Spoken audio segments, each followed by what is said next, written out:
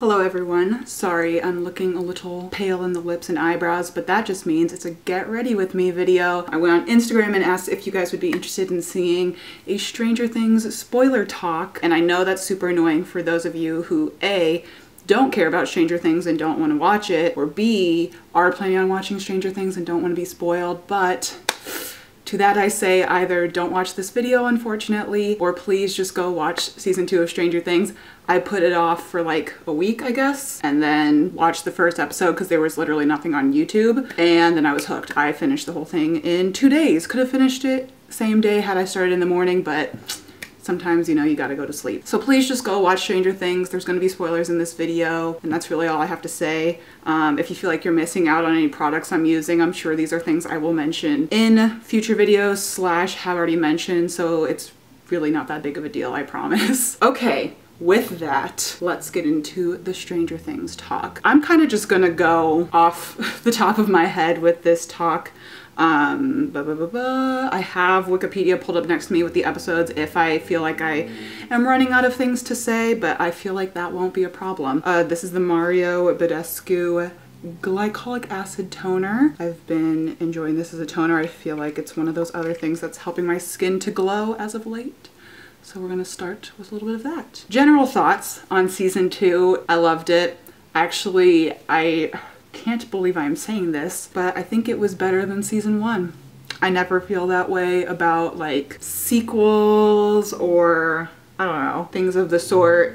Just because they were kind of almost marketing this as a sequel rather than like a season 2. I love season 1, don't get me wrong, but I just feel like this, I don't know, this season was a lot more exciting. They really pushed the envelope with a lot of the storylines, just making everything a lot more intense, a little bit more scary. Maybe I'll try to talk about the characters to have this video make sense. I'm using a little bit of the Coors pomegranate moisturizer. Let's start with Will Byers because our dear friend was freaking gone most of season 1, obviously, that's kind of the point. And because of that, I'm gonna be honest, like when I was watching season 1 and they finally found Will again, I was kind of like, who is this dude? Like, I don't know, personality wise, you never really got to know him. In a way, I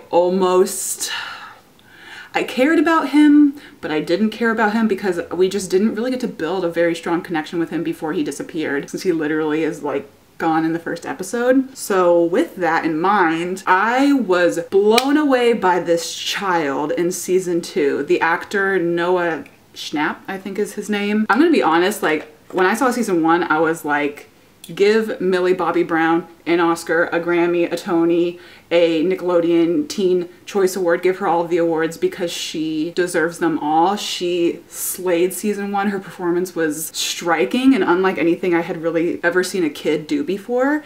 And I just feel like Noah Schnapp did that in season 2 times like 10. He did great, and not to discredit Millie Bobby Brown at all because she did amazing in season 1 and season 2, but I was just shocked at the emotions that came out of this small boy in season 2. I could not believe it. I'm gonna put on a little lip balm. This is the Urban Decay Lip Love. But the whole, I mean, we're just gonna hop around here, guys. The whole possession storyline got freaking wild.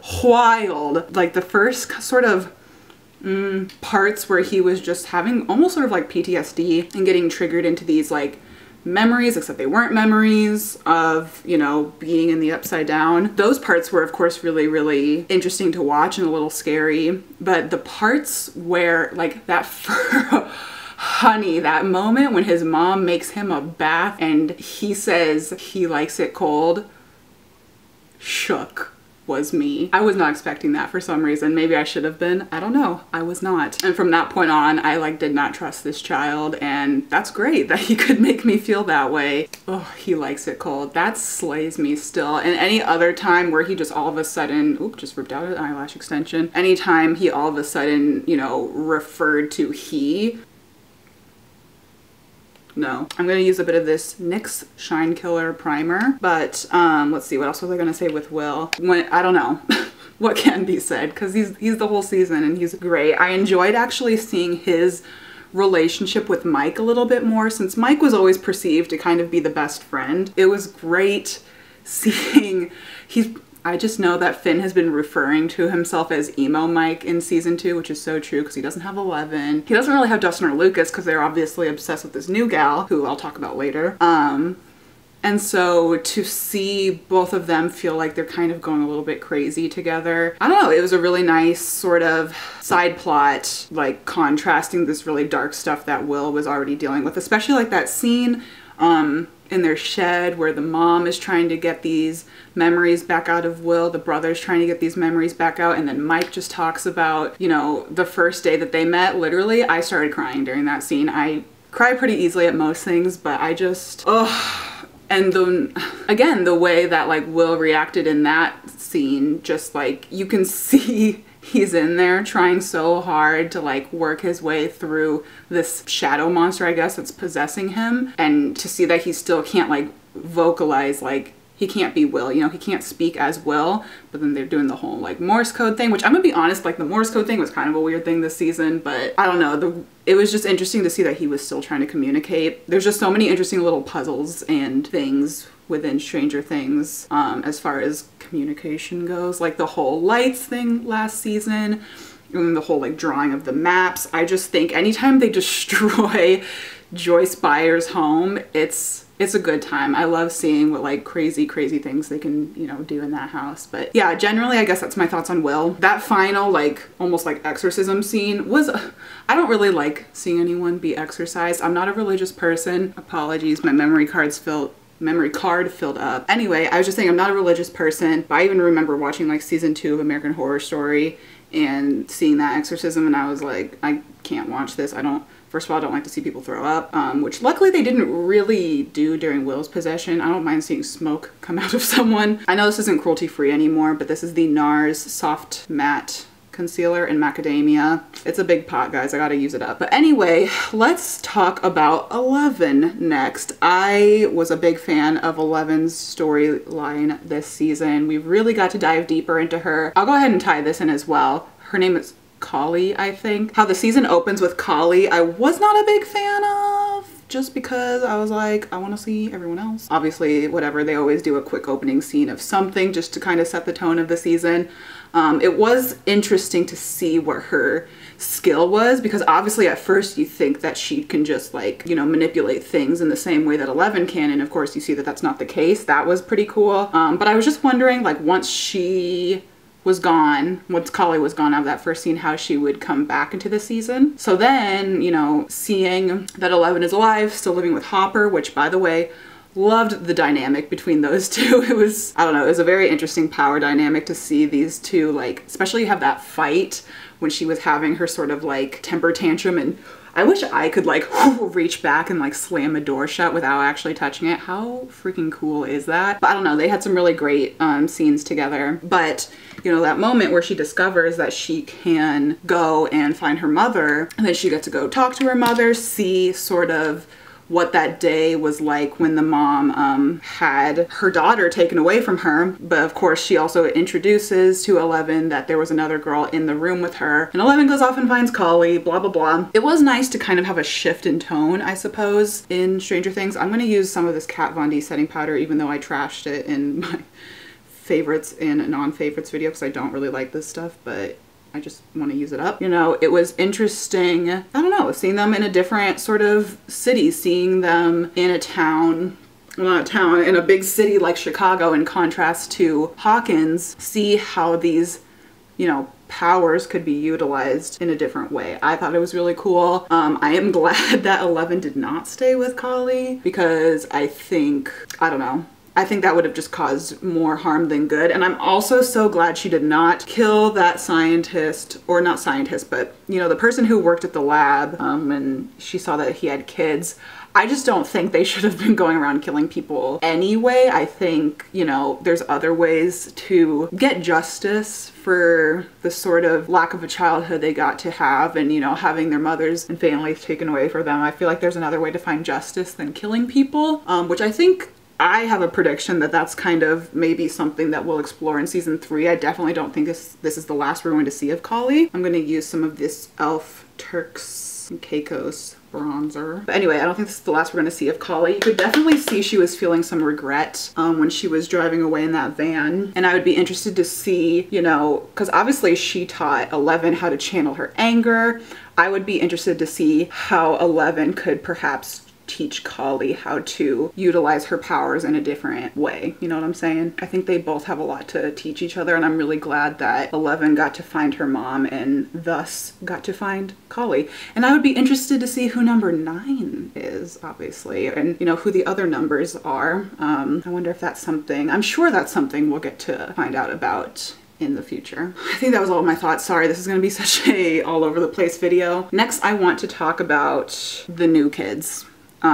Billy and Max. I had heard mixed reviews, mostly from my roommate, before diving into these. Oh, honey, that was too much. I had heard mixed reviews of these characters before getting into the season. Wow, my lash extensions are looking all sorts of messed up. But with that in mind, I was not expecting a lot out of these characters. And as far as how I feel about them now that I've actually seen, you know, the season for myself, I definitely think that we'll learn more about them in season 3. And I wasn't super impressed with their storylines this time around, especially Billy. He's kind of just a piece of trash, or at least that's how they want us to perceive him right now. You know, the way they kind of wanted Steve to just be this, you know, dumb jock in the first few episodes of season 1. Obviously, we get to see, you know, Billy's dad and how his dad treats him, and that kind of gives us some insight into why he is the way he is. But even still, I don't care about Billy, and it, you know,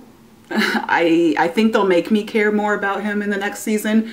Just the way they didn't dive into like Dustin or sorry, this lash is gonna drive me freaking wild. Just the same way they didn't dive into Dustin or Lucas's families in season 1. I have no doubt that they'll come back and touch on these characters later. I thought Max was kind of whatever as well. She's cool, but as an actress, she's not really doing anything that impressive. I just wonder what other sort of skills she will bring to the group, the sort of Stranger Things party, because obviously, like, the other kids are bomb as, you know, they're bomb. And her being a Zoomer, I feel like a Zoomer isn't such a redeeming quality. I know I'll probably end up liking them more later, but at this point in time, whatever. And on top of that, or not on top of that, but next after that, well, first I'm going to actually apply some blush. This is one I got for my birthday from Sephora. This is Party. It's like party with 3 A's. This one, the little Tarte Amazonian clay blushes. The whole love triangle thing with Lucas and Dustin and Max, I didn't really care about. And the fact that Dustin was going to use a freaking lizard to impress Max, and honey, you know that's not a lizard. Listen to the noise it's making. Just the stuff that they dealt with in season 1, like, I know that they are young kids and I know that they are not foolish, but especially the part where they realize what it is, like, especially when Mike, like, comes in when they're, like, about to show it to their teacher and he's like, dude, do you realize what this is? And he still keeps the dang thing. I was like, and then the cat had to die because Dustin kept this freaking lizard because he needed to impress, I don't know, impress Max, impress himself, whatever. I was not here for that, and I love Dustin, don't get me wrong. I also really loved the sort of like little subplot at the end where he and Steve kind of got to connect. I thought that was fun, but the whole Dart thing and Max thing, I was not here for. Like, it was entertaining to watch, but I was so frustrated the entire time, especially with Dart. I'm using the Glossier Halo Scope in Moonstone. But I will say I'm at least glad, if anything, about this whole love triangle thing that Lucas got a little something out of it, I suppose, just because I felt like last season, you know, he was made to kind of almost be like the bad guy of the group. He had such a temper, and this could be just me being weird, but as the only black kid in the group, I did not like the whole, like, black kid with an attitude stereotype that they were starting to kind of put on him. Look at this. Oh, lovely. So I'm glad that they made him more of a comedian, kind of. He was a comedian in season 1, but he was especially more of a comedian in season 2. And you could see that he was a sweet kid, that he could kind of win this gal over. Like, that I appreciated, you know, for what it was. Who else can we talk about? The whole Nancy, Jonathan, Steve love triangle. I feel whatever about. Of the 3 characters, oddly enough, I think I like Steve the best.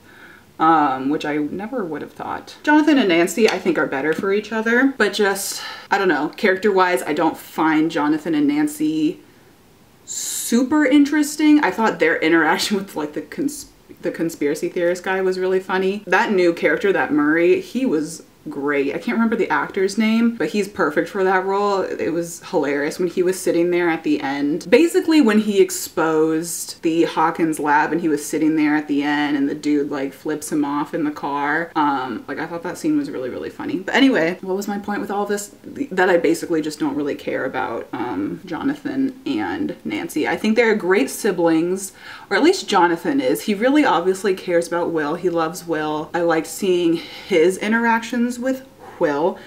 I would like to see Nancy interact more with Mike because I feel like they never do. This is the Anastasia Brow Wiz in Ebony. I think those are pretty much most of my thoughts. Those are the thoughts off the top of my head. I don't know if I'm missing any characters. Hopper I kind of touched on with his relationship. Oh, Bob! Bob. Oh no, Bob. I first was not certain how I felt about Bob the Brain and his relationship with Joyce. I didn't like that he was trying to pull her away and move to Maine. I know it would have been better for them, but at the same time I don't want to see Will get taken away from his friends. Obviously that's not going to happen now. I will say I'm glad that he, you know, did play more of a role than I realized he would. He was very helpful in, you know, being this sort of brainiac to solve the whole Will's drawing of the tunnels puzzle. Obviously though, he had Will messed up by telling him to confront his fears in that dream, and then Will got possessed. But how could Bob know that? And of course he saves the day at the end. I think it's so stupid though that he almost made it out of the hospital and then he just has to stand there like and like look at Joyce, because it's like, dude, move, you're still not safe. Like all you did was close a door. Do you really think this little demodog is not gonna get you because you closed a door on him? And of course he freaking died. Like, I knew that was gonna happen. That was really frustrating to see, but you can't win them all, you know? So that was frustrating, and obviously now Joyce is gonna feel some type of way about that. I wish the dude didn't have to die. I don't think he was the best match for Joyce, but I just wish the dude didn't have to die. Because obviously now they're probably gonna do the whole thing with Hopper and Joyce, and he's gonna move in on Joyce. Did I mention I'm using the Boy Brow in Black by Glossier? I don't think I did. I don't know, it was just frustrating. Of course they have to kill someone every season though, so it is what it is, I guess. I'm just glad they didn't kill Hopper, because I really thought in that episode where he ended up in those tunnels underground that they were gonna kill him. Honey, I would have been pissed. That's all I'm gonna say. I would not say I was going to stop watching, but that is definitely what am I saying? That is definitely a thought that crossed my mind if they had killed him in that scene. But with that being said, I have a sneaking suspicion. I don't know if it's going to happen in season 3. I know for sure Netflix hasn't like said that they're coming back for season 3 yet, but I know the Duffer Brothers have plans for a season 4 and a season 3 if they get picked up again, which I pretty much have no doubt that they will. And my point was just going to be, I don't know if this is going to happen in season 3 or season 4, but I have a feeling they're going to kill off a main character, and I don't want them to, but I think they will, and I'm just not ready for it yet. I have eyelash extensions, so I'm actually not going to do anything to my eyes. I really don't even feel like I need bottom lash mascara. Oh, I know what I usually do. I'm going to spray some setting spray. This is the Milani Make It Last. I usually spray this and it helps my highlight pop even more. Fan it off. I got this fan at the Van Gogh Museum in Amsterdam. Isn't that fun? But anyway, another thing I was going to talk about real quick was the snowball. Of course, I'm glad that 11 finally got to go to the snowball with Mike. I'm glad that they had a little kiss. I thought it was cute. Max and Lucas's kiss I thought was a little rushed, but you know, it is what it is. I heard in some sort of like behind the scenes stuff that they weren't even actually planning on doing a kiss for Lucas and Max. It was not scripted, but they ended up doing it that day because Max made a big deal out of not wanting to do it, or whatever the actress's name. I don't know her name, I'm sorry. Okay, and with this I'm going to set my T-zone with a little bit more powder, that same Kat Von D powder. But what I was gonna say is I felt so in my feelings about Dustin being rejected. Obviously he's not Steve.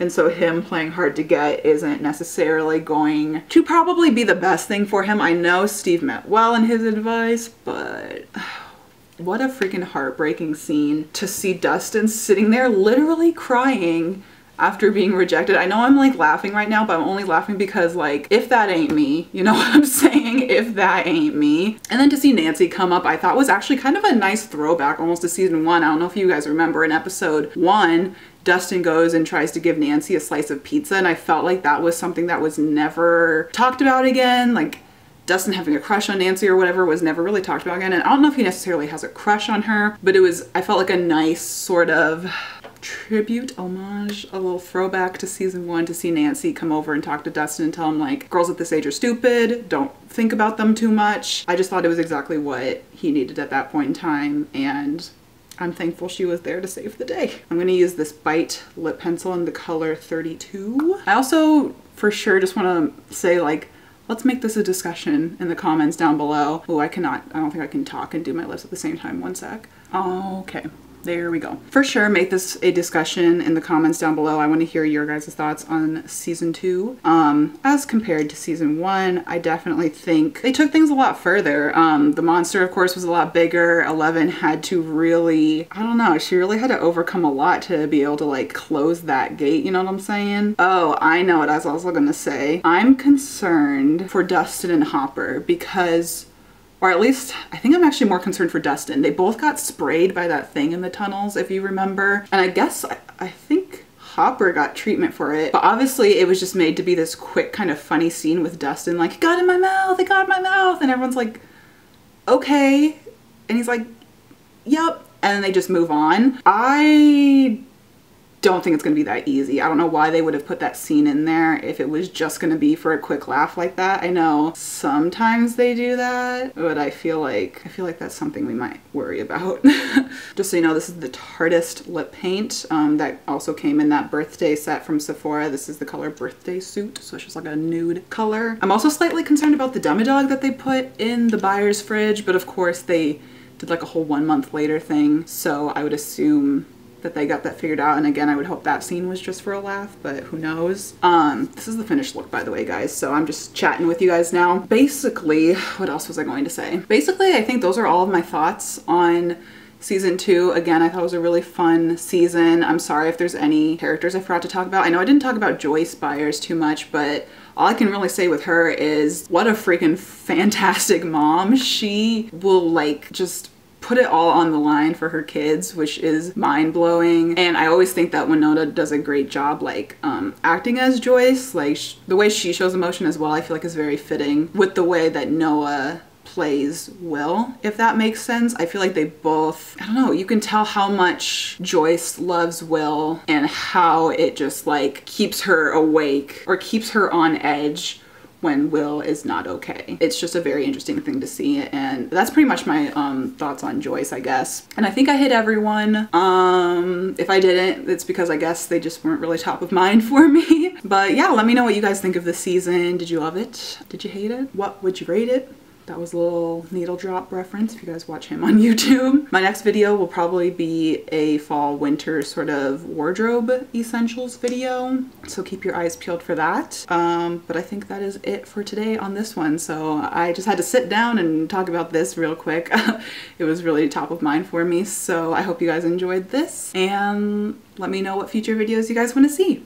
All right, thanks for watching. Bye.